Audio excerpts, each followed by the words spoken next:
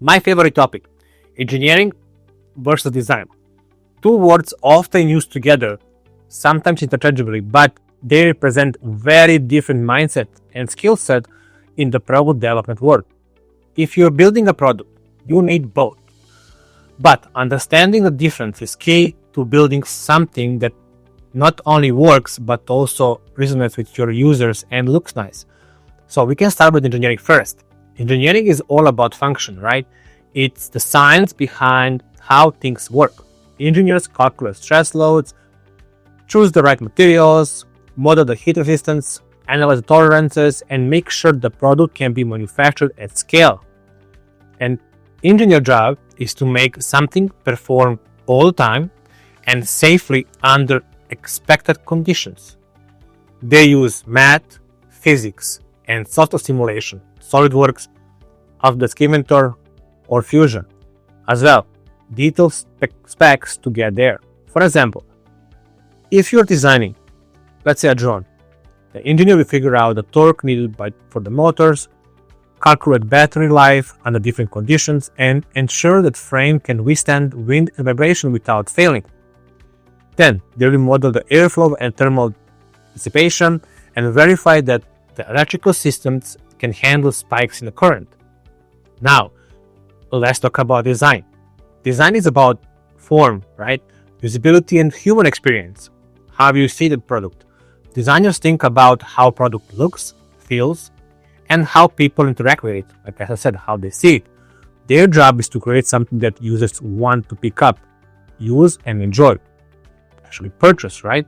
A designer will consider ergonomics, aesthetics, color, texture, interface, and user flow. Take that same drone. The designer will decide how it looks. Is it sleek and modern? Are the controls intuitive? Can a beginner operate it without any manual or failure? Is the material glossy or matte? Does the shape imply speed and agility? That's basically designer's role. They don't worry much about functionality. Now, here is where things get really interesting. Engineering and design can't live in isolation. If the designer creates a beautiful drone housing that interferes with the cooling or makes the weight unbalanced, the engineer will have to go back and revise all the internals and all the mechanical components, right? If the engineer builds technically perfect drone that's ugly and hard to use, it won't sell. So they're related. Real innovation happens when the both sides collaborate, or how I like to say, both sides collide.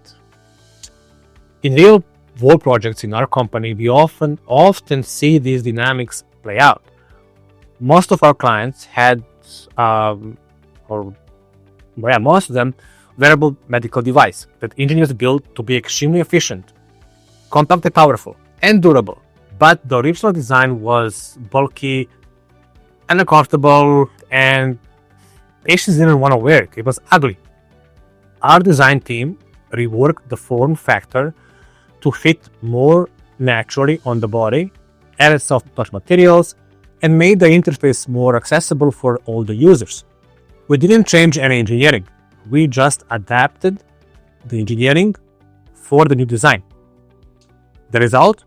A product that performed just as well, but had much higher user adoption. Another example that we have is we work with a consumer electronics startup that focused heavily on aesthetics. Again, this is a designer point, right?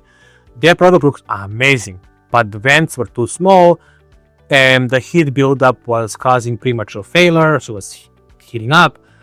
Our engineers stepped in to rework the internals and they added some passive cooling elements, further optimized the whole layout without compromising the overall look. It's hard, but it's doable. That's where the good engineering supports great design. So, what is the takeaway? Design brings the vision, engineering brings it to life. Design thinks about the person holding the product. Engineering ensures that the product actually works when they do.